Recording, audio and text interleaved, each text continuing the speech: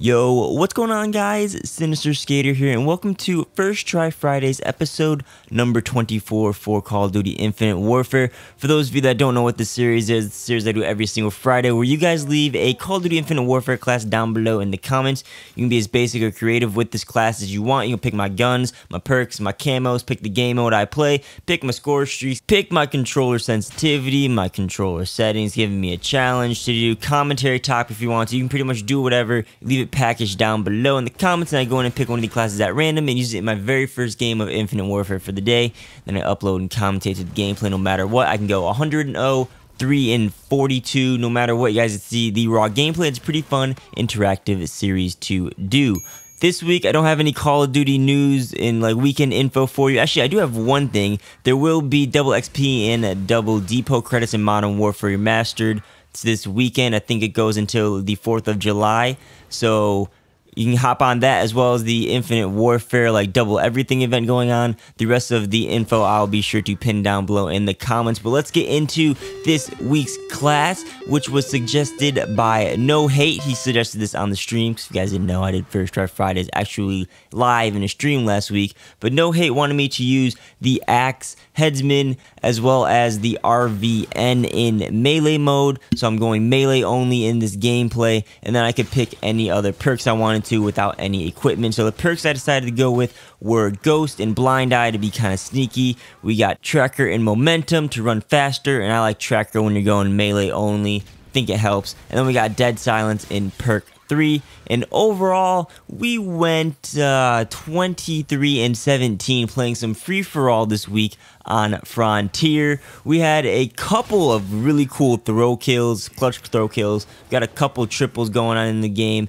I didn't win. I think I got 4th place in this match. You know, I just couldn't keep up with the melee weapons, but it went positive, and it was a pretty fun game doing melee only. So I think that's it for the gameplay. Thank you, No Hate, for your class, and if you guys haven't already, be sure to comment a class down below for next week's First Try Fridays. If your class didn't get picked, you can simply copy and paste and make a new one, do whatever you want to do, because I picked from the latest First Try Fridays. So this week's gameplay is shorter, so it's going to be a shorter First Try Fridays episode, and I want to take this time to talk about this Infinite Warfare update and the summer event that's going on that just instilled a whole new breath of fresh air into the game. Before this week, I really had no interest to play Infinite Warfare except to grind out keys, which really didn't even get me to play. You know, I've already done everything. There wasn't really any new content for me to do. And that was a big complaint from a lot of the community, was that there was no new content coming in. They weren't communicating with us at all. This week, they added new weapons, more contracts or bounties for zombies that'll have me playing that game mode at least every week. New rig gear to work towards, and they have this summer event with new content, and it's making the game more accessible for all the players. If you guys don't know what this Days of Summer event is, watch this video in the cards that's being linked right now. Really big stuff going on for the next 5 weeks. And having this Days of Summer event going on in Modern Warfare Remastered, Infinite Warfare, and Black Ops 3 at the same time just makes it feel like a really, really big event. And then on top of that, we have this double everything event in Infinite Warfare that's going on until next Wednesday that just makes you want to play the game non-stop. Now, here's the thing about all of this, is that this isn't a DLC map pack or something that we had to buy to get access to. It's just an update and an event that they're hosting, and a free one at that, and everyone is happy. A majority of people are happy. They're enjoying the game, and this is what I want to see more of in the Call of Duty franchise, and is what I've been saying in a few videos in the last month or so. Most recently, I mentioned this in my 7 things I want to see in World War II video, where I was talking about season passes and DLC and events and things like that.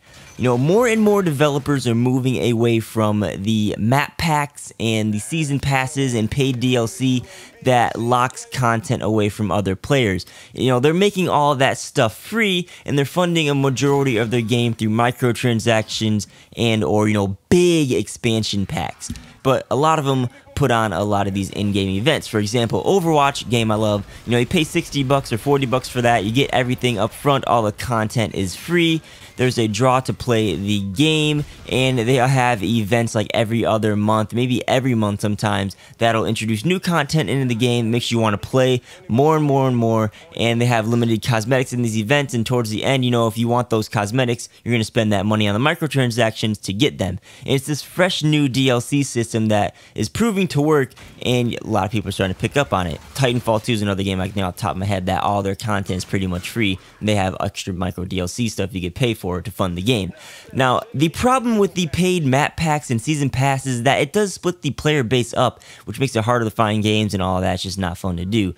If you didn't know what I was talking about before with this whole, you know, event stuff and getting rid of the season pass, I'm hoping that you're seeing it now with what's going on in Infinite Warfare, Modern Warfare Remastered, and just Call of Duty this summer, is that this event system works wonders. And imagine having events in COD monthly. You know, maybe we get like a new Call of Duty map every month or so, just to give you an idea of something that could be happening. You know, that I think would be great. And I hope Activision and the developers are seeing this. You know, maybe they're testing the waters with the winter and summer event this year, and they're planning to do more events in the future. I hope to see more events from them in the future. It's something I really want. I have my fingers crossed that we will also start straying away from the paid DLC and season pass, because that just splits players up and it's not fun. But I just wanted to take the moment to make sure that y'all are seeing what's going on in Call of Duty right now, because I think it's awesome. If you haven't commented a class for next week's episode, do so right now, and if you did, let me know your thoughts on this topic. Do you like the event that's going on right now? Do you want to see more? Do you think that, you know, DLC and events could work together in the future for Call of Duty? That's one thing I got to touch on. I think it could work. You know, talk to me down below in the comments. But with that, guys, thanks for watching. As always, my name is Sinister Skater. Hopefully you guys enjoyed. If you did, be sure to tap that like button, and if you guys are not already, be sure to subscribe for future gaming and Call of Duty content. But that wraps up this week's episode of First Try Fridays, and I will catch you guys on the next video. Peace out.